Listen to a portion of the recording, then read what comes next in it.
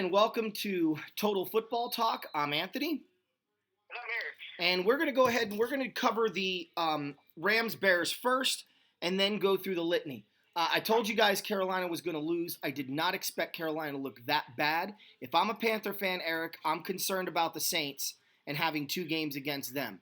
Maybe at home you feel better, but I think the Saints are a much better offense than the Pittsburgh Steelers. Yeah, the Carolina Panthers got work, and I'm sorry, guys, I didn't put in my pick before Anthony shut off the show last time, but I think we all know who I would have picked. Yeah, you're a big Steeler fan. Goodness gracious, Ben Roethlisberger, have yourself a freaking day. Yeah, how about Carolina looked great. Carolina looked great on the first offensive possession, and then they left McCaffrey wide the frick open on his second touchdown, and it's like, okay, does anybody want to guard the best player on the freaking team? I thought it was fun. Of course not. I thought it was fun. Of course not.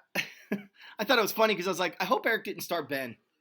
Oh, I did. Oh, he's home. I did. He was home. Of course you did. I did start Ben. I actually, for you guys who, for fantasy purposes, what I did this year, just to give you guys a little background, I actually drafted Ben Roethlisberger and Deshaun Watson with the intent of starting Ben on every home game because of his home road splits. Well, out came the stats that Ben Roethlisberger averages 326 passing yards a game and has a 39 to 13 touchdown interception ratio in his last 16 home games. Guys, he threw for 328 yards, and he might as well have thrown for 60 touchdowns in the damn game. So they were on. Here's the deal.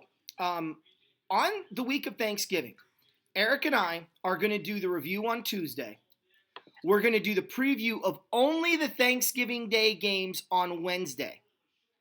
Okay? Then on Friday, we're going to review the Wednesday games and go over our predictions for the Sunday games. One other thing that I'm going to do, we're going to do a special show. I'm probably going to split it. Okay? Eric will be on the first half. LT will be on the second. I got to run this over with LT. But on Saturday, I want to do a show that covers who we think the playoffs are going to be at the end of the year. I think now we can make an assumption and see if our predictions have changed at all. Now, Eric's going to have to go back through these old shows like me and find out who we actually picked at the beginning of the year to see where we're standing and if any of those change. But I will tell you right now, it's shaping up to look like Pittsburgh is definitely going to be in the AFC Championship game against Kansas City. Right now, I don't think there's anybody better in the AFC than those two teams. And I know people can argue. Well, Pittsburgh's not going to get into the championship game when it's Kansas City and New England. Well, I was just going to say, I know people are going to make an argument for New England, but Pittsburgh's impressing every single week. And they just beat a really good Carolina team. In the NFC... Carolina coming into that game, bro, was 5-0 at home and now 1-2 on the road. Okay, so. Well, it's early for their road schedule. Let's pump the brakes until they played about 5 games. But putting that aside, I think we can say the Rams and Saints are the class of the NFC. So we'll see how this all shapes out. Now, come on. The class of the NFC is Monday Night Football this week. The 49ers and Giants. Look, you guys are going to see me getting up and going back and forth in that door back there that you see behind me. I'm recording the Redskins-Giants game earlier this year, a couple weeks ago. So Eric will hear some silence, so he'll keep talking until I come back, and I'll make sure I announce that I'm back. But you may see me pop up at random times, and that's why. Now, to get to the crux of all of this, the Rams, I want to start with the Rams and the Seahawks. So the Rams right now against Seattle, I just was looking at this earlier. Against Seattle, the Rams have won 3 of the last 5. They've won 5 of the last 7. And they've won 6 of the last 8. I mean, 1, 2, 3, 4, 5. Sorry. Yeah, they've won 6 of the last 8 games. So this is a rivalry starting to trend back in favor of the Rams. Here's a fun fact, Eric, and I want to get your opinion on this. Since the Rams moved back to LA, if you count the last 3 games when they were playing them as the Los Angeles Rams, okay, we'll go, that's 4-1, 5-1, 5-2, 5-3, 6. The Rams are 7-3 in their last 10 games against Seattle as the LA Rams. they've owned this series for a long time. And if it wasn't for the dog days of St. Louis, I think this football team probably would have a stranglehold on this division. Look, Seattle, in my opinion, is a young team. They're rebuilding, and I don't think Pete Carroll's going to see the fruits of this labor because I don't think there's going to be fruits of this labor. I think you're going to see the Seattle Seahawks start to trend downward as the Niners and Rams the Rams continue to trend upward, and I do think with Garoppolo, the Niners will trend upward. The Cardinals and Seahawks are going to be at the bottom of this division. So I want to say this, and then I'm going to turn over to you, and then I'll talk. But two things. One, as far as this game goes, Seattle doesn't have anything that can keep up with the Rams. They're not playing in Seattle, so the Rams are going to have the benefit of the home field, okay? Which I think is better for them, and they played outstanding at home, although they're a great road team as well. But McVay has seen this Seahawk team. He's seen what they're going to try to do to him, and I think that they're going to utilize that in their favor. So I think the Seahawks are going to have a hard time figuring the Rams out because they're not any better on defense, and the Rams, now with Cooper Kupp being healthy and having all their guns, hopefully for the entire game, they'll be better than they were against Seattle. The second thing that I'm looking at here is the Rams are going to play this game angry and pissed off. The worst thing for Seattle was the Rams losing to the Saints because the Rams are going to come back refocused, and McVay has only lost 2 games in a row once, Week 17 and the NFC wildcard game. That's it.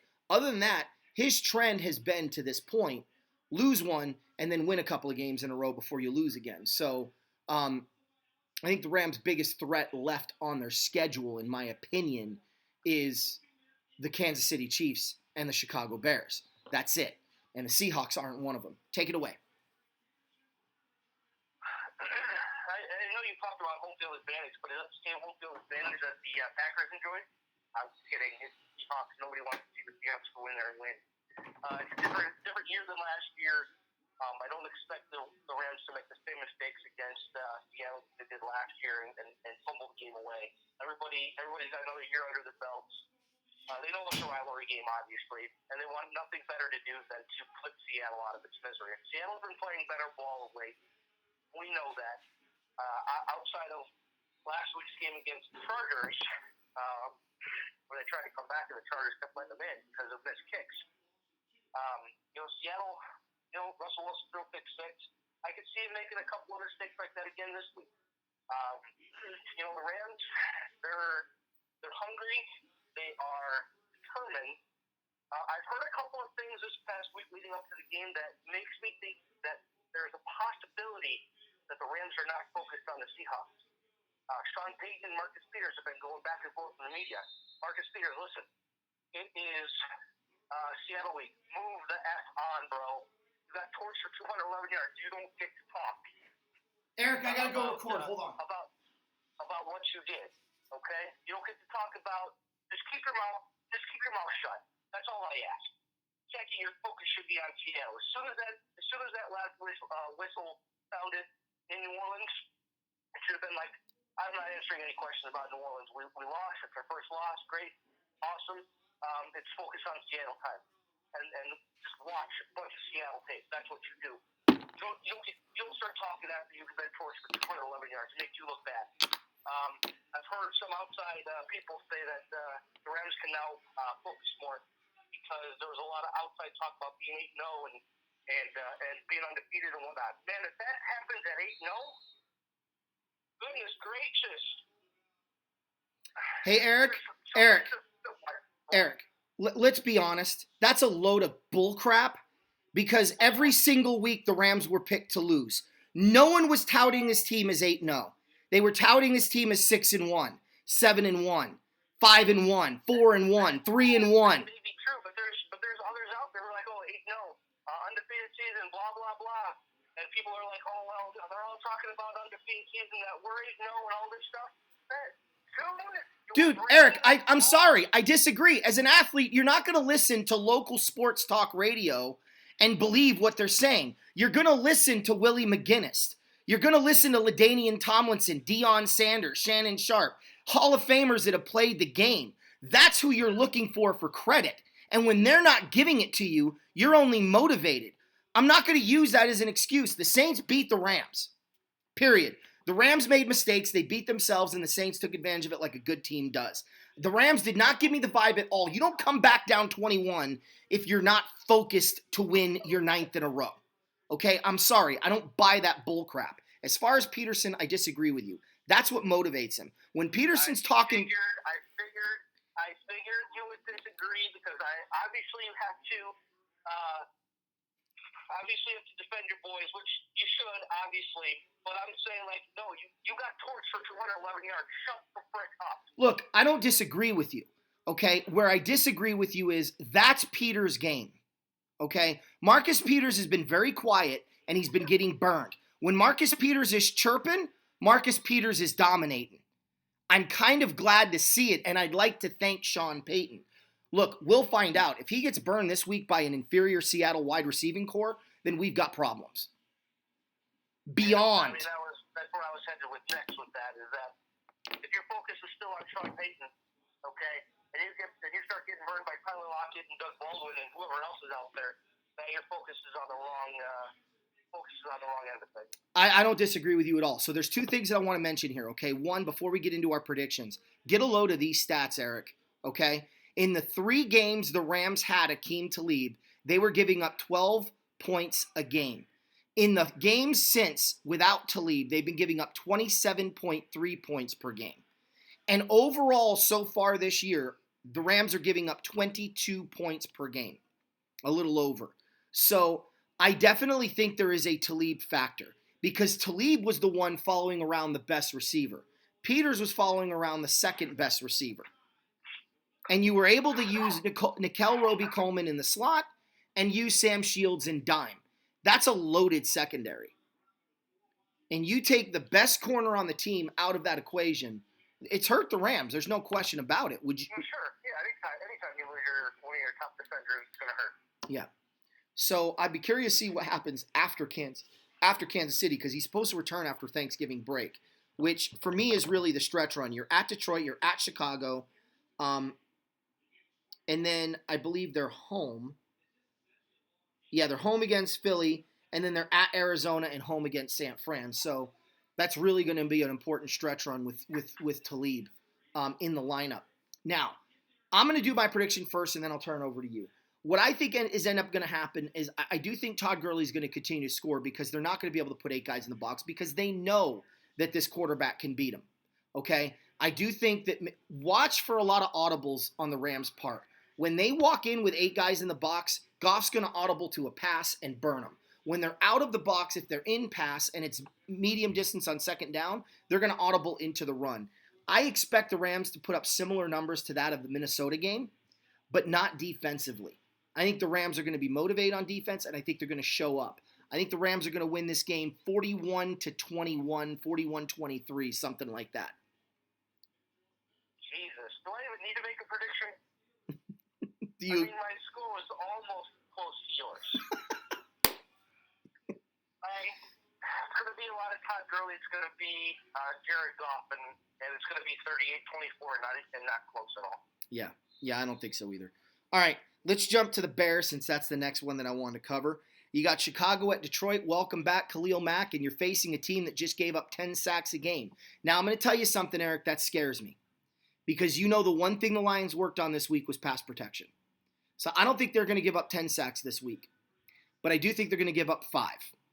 And I do think that they're going to be forced into a lot of turnovers. And I think that the Bears are going to dominate on the offense side of the ball, running the ball, because they see what the Vikings did. And if they want to go ahead and load up the box, well, they could dump it to Tariq Cohen. They can throw the ball downfield a little bit with Trubisky. I think the Bears are in a good position to win this game. I like what the Bears offer. They have a Marshall Faulk-type player coming out of the backfield, and they have a Earl Campbell-type player in the backfield. So I think if they utilize that effectively and get the passing game involved, I'd like to see more Trey Burton over the course of these next few weeks, especially in these division games, utilize a soft middle because they're either going to commit to the run or they're going to drop in coverage. If they commit to the run, Burton's open. If they drop back in coverage, run Howard. And I think the Bears are going to do that. I got a feeling it's going to be like 24-13, 24-10 Bears.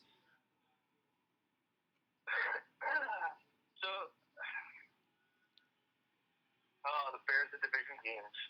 The Bears haven't beat a division opponent since October 31st, 2016, and that was the Vikings. Oh. They have lost 6 of the last 7 to Detroit. Of course, a lot of that was in the, or majority of that was in the John Fox era, and, well, he's no longer there. He didn't really give a crap when he was coaching. But it's a different Bears team, different head coach, big time different offense. Don't forget, the return of Allen Robinson is definitely going to help Mitchell Trubisky in the passing game. It's going to open up a lot of things. The Bears are easily coverable when Robinson is out, and you're trying to rely on Taylor Gabriel and Tariq Cohen and Trey Burton, and then you have Josh Bellamy and Kevin White and whatnot. But you know what? The receiving corps is healthy. Yes, Mac is coming back. And I'm so glad that they didn't use him on the 2 games against Buffalo and the Jets. And it was like, you can win those games without him, and that's what they did. But he's back, and I think he's going to be back with a vengeance. But I don't think this is the week that he's going to really make an impact. But his presence on the field is going to make Stafford a little uncomfortable. With that being said, Stafford doesn't have his go-to weapon against the Chicago Bears anymore. That's Golden Tate. He's now in Philly. Tate tore up the Bears for many games, for many years. Bye-bye. Now we can focus on Marvin Jones and Kenny Golladay, because they don't have a tight end that they throw to that is that's a force down the middle. So that's 2 weapons, and then you got to worry about Kerryon Johnson. Well, not really too worried about Kerryon Johnson, to be honest with you, because that rush defense can stop him at any time. What I am worried about is Stafford. Stafford alone can beat the Bears, but not this week. The Bears get a division win, and the Bears win 24-20, 27-20, somewhere around there. Look, I want to do this game next because I really don't care. And it's the Monday night game. It's a joke that it's Monday night. That really is all the talk. The 49ers are home. Mullins gets a nice soft opponent for the 2nd week in a row. I think he's going to utilize it. I think the Giants are pathetic. I think San Francisco wins the game. It's probably going to be like 27-13, 27-14. I think Saquon Barkley will have another big day, but I think that's ultimately the end of it. Now, I know some people are like, well, what about OBJ? Well, OBJ's gone MIA. So, at least as far as the end zone goes. And with all of his pouting and all of his complaining, I just don't know that he can get the ball because of the lack of protection that the offensive line gives. And look, the 49ers put a lot of pressure on Jared Goff in the first half of that Ram 49er game at San Fran. And the Rams' offensive line is way better than the New York Giants. So I'm gonna go Niners here, 24-14. The only way I'm watching this is if I'm a Niner fan or a Nick Mullins fan or even heck a Giants fan. And I'm neither of the three. With OBJ taking up one side and Saquon Barkley tearing it up any time he touches the ball, the biggest key for the Giants in this game is going to be Sterling Shepard and Evan Ingram. However, I think it's going to be too little against the 49ers. I see the 49ers winning like 24-10, 24-13. Nick Mullins has a good day, but 2 teams going nowhere, especially this year. Both teams, I'm sure they would vie for the number 1 pick, but San Francisco's already got 2 wins, so give another win to San Francisco this week. Yeah. All right, New Orleans at Cincinnati. I know I was debating between Tyler Boyd or Calvin Ridley at Cleveland, but ultimately with A.J. Green out, I think you're right, Eric, and I did listen to you and put in Tyler Boyd this morning. Look, this is a game the Saints or the Bengals desperately need to win to prove to everybody they're at least kind of relevant. But, and the Saints are – I know what all the experts are going to say. Oh, the Saints are vulnerable. They're coming off of a big emotional win against the Rams. They're going on the road against Cincinnati. And, next week they're at home against the defending world champs, and this is a trap game. Drew Brees doesn't do trap games. And that Bengals defense doesn't allow for trap games because they don't know how to stop anybody on 3rd down. And when you can't stop the Saints on 3rd down, if they're even in 3rd down, yeah, New Orleans wins this game 31-7. Let me phrase that. 31-17. 31-17. Well, there go my trap game comments.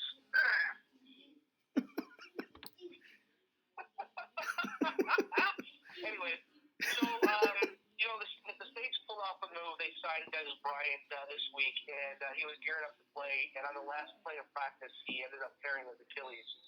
I think it would have been a good addition to the Saints. Because they need some help in the wide receiver department. Well, there's another wide receiver who worked out for them, who actually had a really good workout for them. And I don't get me wrong, I think he'll sign next week, but he was their second choice. That was Brandon Marshall, and I expect to see him in a Saints uniform or on the Saints practice field next week after this game against Cincinnati. All right, so this game does have all the makings, all the trimmings of a Thanksgiving dinner where it does say trap game on it. But you're right, Drew Brees doesn't do trap game. The Saints are going outdoors. They typically don't perform the best outdoors in cold weather. However, when you have one of the best quarterbacks in the backfield and your field general is telling you where to go and what to do, I mean, you listen, and it don't matter if it's -20 or if it's 80 degrees out there because you don't feel that weather. You're just going to keep running, doing your job, and that's what Michael Thomas did last week, and I expect to see more of Michael Thomas against Cincinnati as well. Cincinnati's defense is good. No Vontae is perfect, which actually is a help to Cincinnati's defense. I could see a 4-passing touchdown game for Drew Brees. On the other side of the ball, Tyler Boyd, John Ross is going to get his as well. I think it's going to be a big Joe Mixon game for him, but I'm smelling shootout. I think Andy Dalton and the Bengals can perform well without AJ Green. They can pull an upset. I would take Cincinnati as an upset if I were betting that way, but I'm not. I'm taking the Saints in a 30 to 27 game. I think it's going to be close. Yeah. Yeah, I just don't see it. The Bengals can't get out the field on third down. And their offense has shown moments where it just goes completely mute and can't do anything. So I don't know. Atlanta at Cleveland, I want to touch on this game a little bit. The Browns are in a tough position. The Falcons are white hot at this point. With them having all their talent, with their defensive backfield, which you keep ridiculing getting healthier, the Browns don't scare me on defense. If I'm the Falcons D, I'm like, yeah, we're struggling, but we're playing Cleveland. I don't care if it's in Cleveland or not. I think it's going to be a closer game, but I think it's going to be like last week. 28-14, maybe 31-17. I'll go with the same score because I really could see that unfolding here. I just don't think the Browns have the talent on defense to keep up with Atlanta. I will tell you this. The upset will happen if Matt Ryan starts throwing it to the Cleveland Browns. And the Browns are known this year for getting turnovers. But conversely, they're also known for not converting those turnovers. But if Ryan throws enough your way, you should win this game at home. But I don't think Matt Ryan's going to do that. I think the Falcons are trying to get out of this hole. They're going to play cautious. They're going to run the ball. They're going to throw the ball. Hoover's going to have a big day. Or whatever, Hooper, sorry. I think the Falcons are going to win this game in Cleveland. Yeah, the Falcons on offense are really clicking. Kevin Coleman, Smith had a big day last week. Julio Jones finally found the end zone. And if you get Julio Jones into the end zone, they're going to come in bunches. And I can see a Julio Jones two-touchdown game this week against Cleveland. Denzel Ward is questionable. I don't think there's any way you can put Denzel Ward on Julio Jones. I mean, yeah, granted, that would make him better next year and the year after that because he went up against a top-tier wide receiver, but I don't think you can put him up there. I don't think you can put him up there against Julio Jones this year. I think you're going to see more Ward if he plays on Calvin Ridley or Mohamed Sanu if he plays. But yeah, the Falcons offense, I like what I'm seeing from them. They're going to try to make a run in that division. I see probably close to the same as the last week, 38-14, 38-17. I think the Browns get a couple of scores in the fourth quarter to make it seem reasonable, but I think they're out of this one early. Yeah, I do too.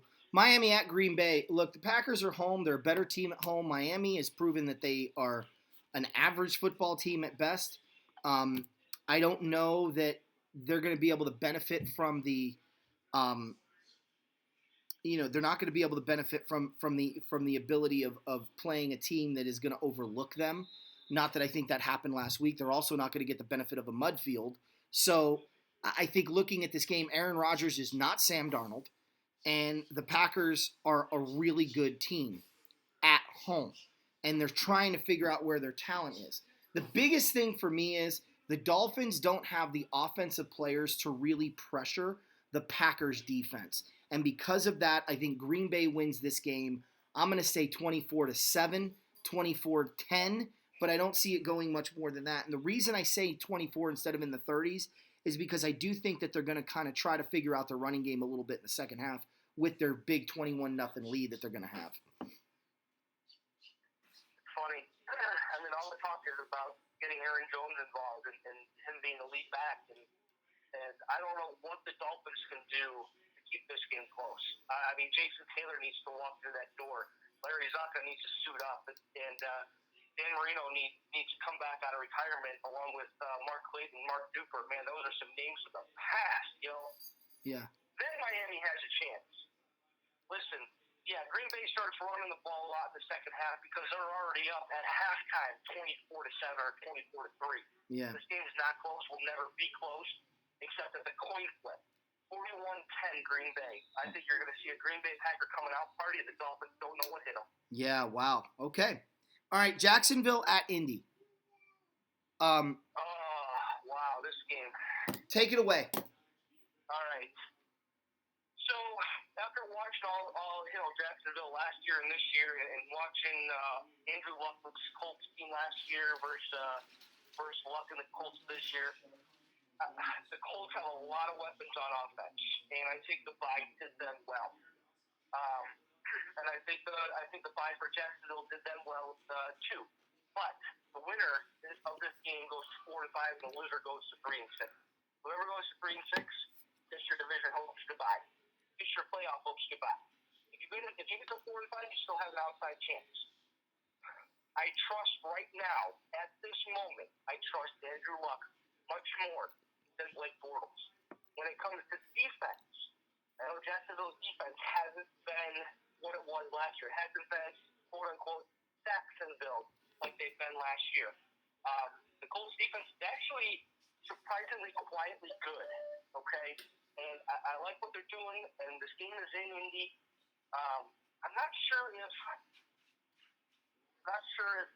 Indy's going to be able to run the ball as much, especially with Marlon Mack there. But I think you're going to see a lot of Andrew Luck to Jack Doyle.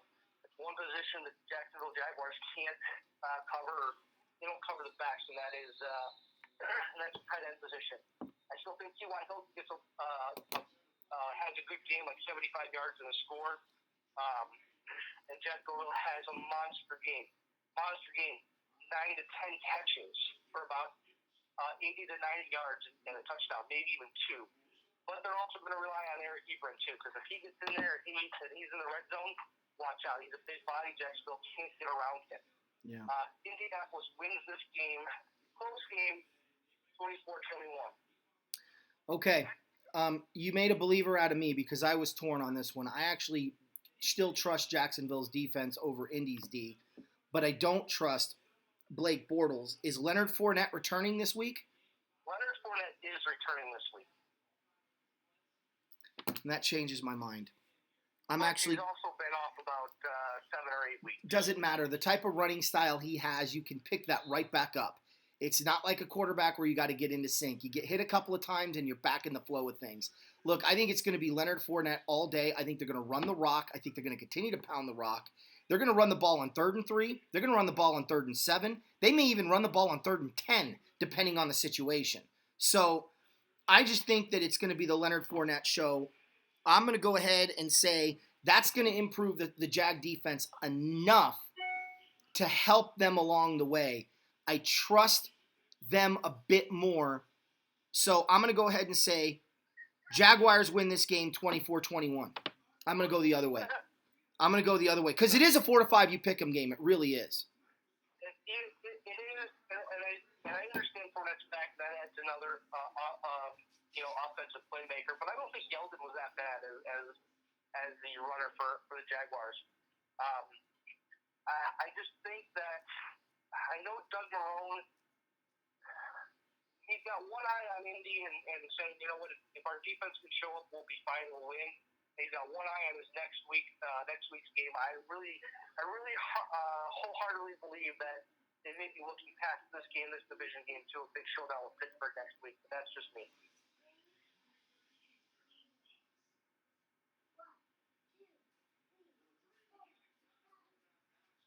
Sorry, Eric. I was doing the recording, like I told you. Oh, no problem. Hold on a minute. I gotta.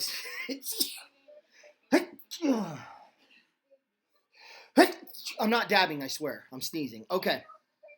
Yeah, I just think Fournette's going to be too much. I mean, I understand what you're saying, but Marrone can afford to have his eye half on the game and half not, as long as the team has their eye fully on Indy, or even 3/4 of the way on Indy.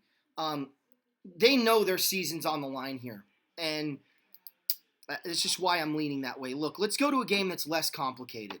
Arizona at Kansas City. I think the Kansas City Chiefs are going to become the first team in NFL history to score 100 points. I mean, I think the Cardinals are – I don't know how you stop Kansas City. They could have 7 one-play drives by halftime. I mean, they're garbage. The Cardinals' defense isn't that – never mind. Yeah, exactly. Look, I'm going to be generous with this final score, okay? Kansas City Chiefs 56, Cardinals 7. That's going to be my prediction. They cannot stop the tight end. They cannot stop a running game. They cannot stop a good quarterback. They cannot cover wide receivers. They cannot run the ball. They cannot throw the ball. They cannot play well on special teams. Other than that, the Cardinals are a complete team. So I just don't, I mean, this is literally a gift. The Chiefs would have to, no, even their practice squad could beat the Cardinals at this point. I cannot see unless the Chiefs don't show up to the ballpark and thought they were playing on Saturday, that's the only way they lose this game. And I literally mean because the team didn't show up. So, look, even if the Chiefs are sleeping like crazy on this game, then it'll be close and everyone will say, oh, the Cardinals really played them tough. I don't know what else to say. It's good. Pat Mahomes may break the NFL touchdown record Sunday in a single season. And I won't be surprised if he breaks, by the way, the all-time passing record, touchdown record in one game, I believe is 6, and there are a few people that have tied it. He may throw 7. Take it away. A lot to very little. That's my score prediction. 49-7, 49-10. I mean, you got to think that Arizona can get down the field a little bit. Actually, I'm hoping not because somebody's got the Chiefs defense. I don't know who that is, but I'm sure they're hoping nobody scores on them. Yeah. Yeah, that's me, by the way.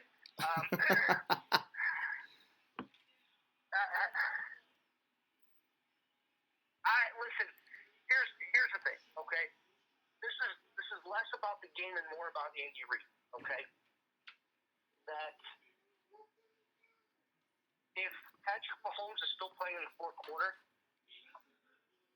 there needs to be an investigation done in Kansas City. If Kareem Hunt and Tyreek Hill and Travis Kelce are still playing in this game in the fourth quarter because it's out of hand, maybe even the third quarter, maybe even after halftime if they're still in the game. Kansas City fans will never, ever forgive Andy Reid if something happens to one of those guys in a big blowout win. Eric, because that's what it's going to be. It's hold going to on. be a blowout win. Yes. No. You got to think in the following week, and I think this is the game where you need to see what kind of depth you really have. Okay. First of all, in order to hurt Mahomes, you have to touch him. The Cardinals won't be doing that. Look, I'm curious about one thing. How high do scoreboards actually go at a stadium? Because I think we're about to find out. About 99. We're about to find out. Okay, moving on from that game. New England at Tennessee. I'm picking the Patriots to win this game. I think it's going to be 31-13. I think the Titans will play them tight at halftime. I think New England will blow the doors off in the second half. I know it's in Tennessee. I know the Titans had some impressive wins at the end of the year. They've also had some real bonehead plays at the end of the year. And this is the big leagues that the Titans are about to step into. I think the Patriots are going to try to lean on the running game because they know they need to find one if they're going to beat Kansas City in the postseason. And don't mistake what Bill Belichick's doing the rest of the year. He's not preparing to win the division. He's preparing to beat Kansas City twice in one season. And he's going to try to figure out from now until they meet again what he needs to improve on. And he knows he needs a running game. So I look for them to focus on that. I think the Titans are a good football team, but I think they're about 2 years away, maybe a year away. I'm going with New England in this one, 31-13. I'm taking New England in a close game, 28-27, actually. No Gronk. He is out again regarding his ankle and back, not expected to play. I think it's all coming down to, when is this guy going to shoot up? And the Patriots have been just fine without him, actually. Their record without Gronk is astounding. It's astoundingly good. They get Sony Michel back in this game, and I think that just adds another element to their ground game. And I can see a lot of running in this game by the Patriots. Yeah. Brady doesn't have to be on point or whatnot. But the Titans do post a pretty good defense. We saw it against Dallas a week ago. And, they were able to stop Ezekiel Elliott. So if you can stop Ezekiel Elliott, you should be able to stop Sony Michel. But, sorry, Dak Prescott is no Tom Brady. So it's going to definitely be another opportunity for the Titans defense to show up. And this being at home, I think they get to Brady, get a couple of sacks, maybe, and even get a turnover. But I think it's still too much. Brady will turn it on late and end up pulling out a victory against the Titans where Pupil meets his headmaster once again and loses. So let me ask you a question. Do they go for 2 again? Is that why they lose by 1? No, they don't go for 2 because they take 2 early field goals. Look, the next one for me, Washington at Tampa. I told you they would lose to Atlanta, even though I picked them. I said that was ripe for an upset. I just don't trust Jay Gruden, and I'm worried that this is the beginning of the losing streak that they always hit under Jay Gruden. And going to them, that's not going to be easy to do. Now, I do trust the Redskins defense. I love Minuski. I think he's really reinvigorated the Redskins D and brought back that 1980s Washington defense that was like, we are the capital, we are going to give you capital punishment, we are the nation's defense, and we are going to punch you in the face, rip your teeth out of your mouth, shove them up your derriere, and drop kick you in the throat. They're nasty, in other words, okay? And the stuff they do doesn't even make sense half the time, but it's effective. I saw them blitz the run on 3rd and 4 and stuff a draw against Dallas. Everything told you this was going to be a passing down with Dak Prescott, and Minuski called it correctly. That's what I mean by they do things that just don't make sense, and it works. So I trust the Redskins D. I don't trust Jay Gruden. So the question is, who do you trust more? Well, I trust Adrian Peterson to take care of the ball when he does get it. And I trust Alex Smith to take care of the ball when he does throw it. I don't trust Tampa Bay's quarterback in protecting the football. I'm going to go with a narrow win here. I'm going to say 27-23, 27-24, maybe even an overtime game. But I'm going to go Washington here against my better judgment. But don't be surprised if another upset happens in Tampa. Your go. Fitzmagic is back, baby. Back and better than ever. The Fitzmagic to Mike Evans and to O.J. Howard, and that's all he's going to be doing is throwing, because that's what you can do on Washington's defense. You don't run the rock on Washington's defense because Washington actually has a really good run defense. I expect Alex Smith to have a good game because the Tampa Bay secondary is trash. They give up a lot of big plays, but I want to know who's going to be the big playmaker in the passing game for Washington. Is Jordan Reed finally going to step up and play? Thompson going to show up 2 games in a row? He had a touchdown last week. I want to know, is he like a 1 every 8 games type of guy? When's Crowder coming back? Chris Thompson's already been ruled out in this game, so there's one less weapon. Tampa Bay has many more weapons. I think Washington keeps this one close for half, and then the wheels fall off. 37-24. Tampa. Oof. I hope not. All right. Buffalo at the Jets. Sam Darnold back home. I mean, do we have to? Yeah, Jets. 31-13 Jets. They can run, they can throw. The Bills can't. Oh, Buffalo is in a trash compactor right now. Yeah. Josh McCown is starting, and Sam Darnold is not playing in this game. Jets hang a 30-burger on Buffalo's defense. You're gonna see Josh McCown playing like he's 24 instead of 44. So are we gonna have Mick Magic? No, because Darnold is going to be back the following week, and they're not going to do that. No, I just mean for this game. Oh yeah, McCown's got a lot more weapons than the Bills can even try to find in Buffalo. Yeah. It's not pretty in Buffalo. I mean, how the Bills have won 2 games already, and one of those against the Minnesota Vikings, I couldn't tell you. Josh Allen. Josh Allen's that good. Well, at least uplifts. At least he's that good of a leader. One game he's been that good. I'm not talking about statistically. I'm talking about the ability to galvanize his team and get them to play hard. He raises their level of ability.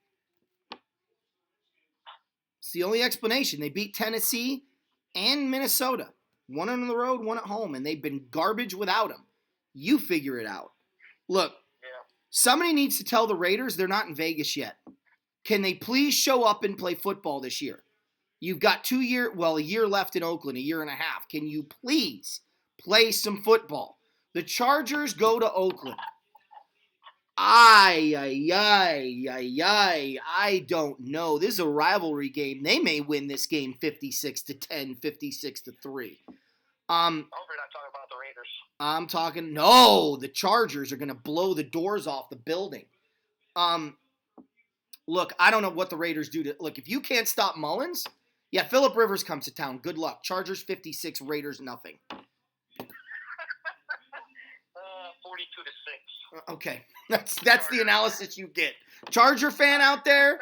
Yeah. Yeah, I know we got our big Chargers buddy who listens, and he's probably loving what the Chargers are doing right now. He should. And I mean, Phillip Rivers is playing really good football. I mean, you could almost make the case for him for top 3 for MVP right now, but I would. I can't do it.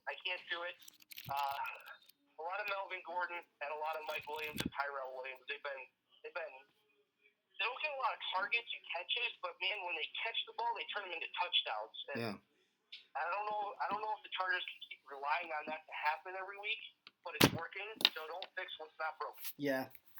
Dallas at Philly.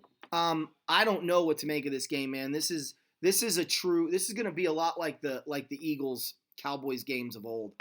I'm going to go Philly in this one, but I think it's going to be close. Like, I'm going to say 17-13 Eagles.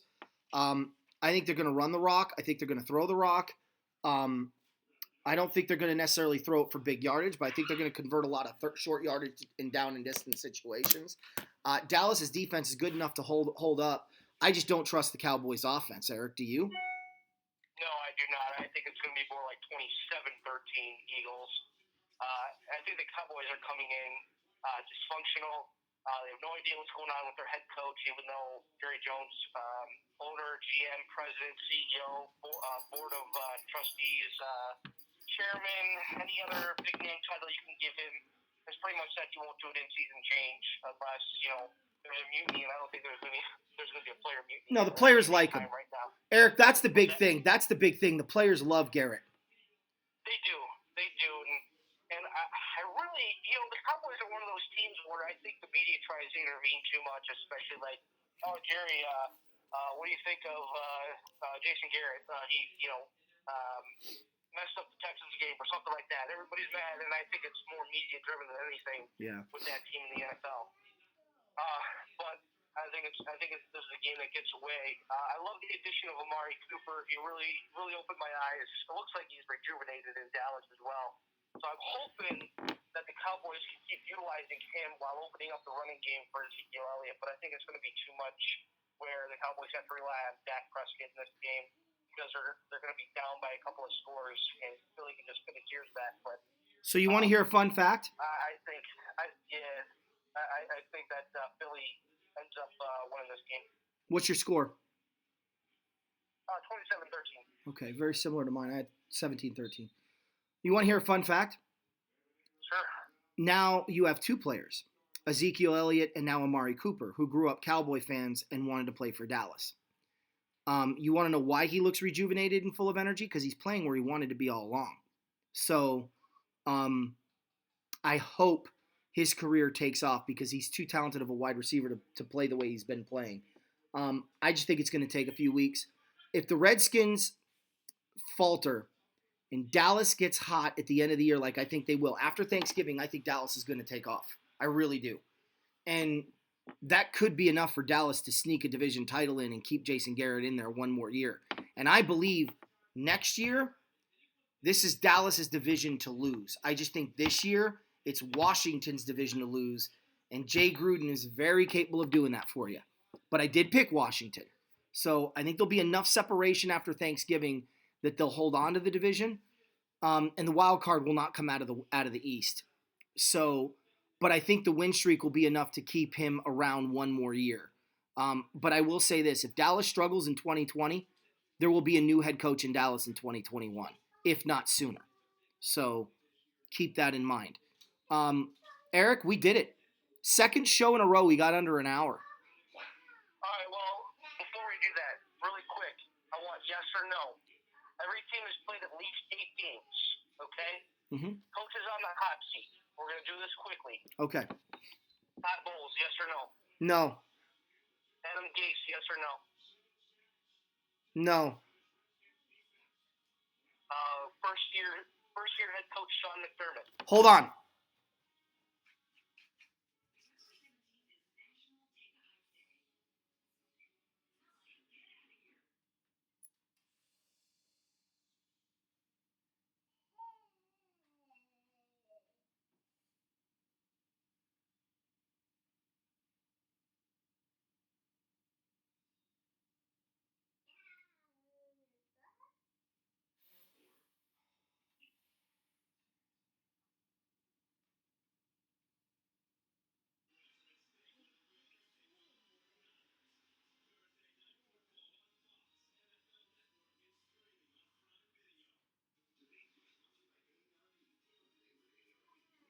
All right, sorry about that, Eric. You said McDermott. Who's he coach?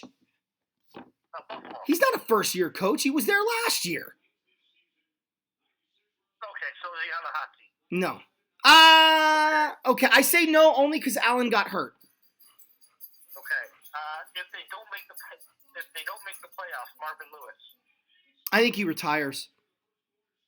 John Harbaugh. Unfortunately, yes. Do the Browns keep Greg Williams, or do they hire somebody else after the season? They hire John Harbaugh. Interesting. Doug Marrone. Yes. Vance Joseph. Yes.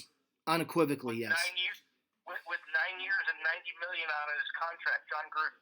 No. Jason Garrett. I say no because I think Dallas gets hot. But if Dallas does end up stumbling through this year, yes.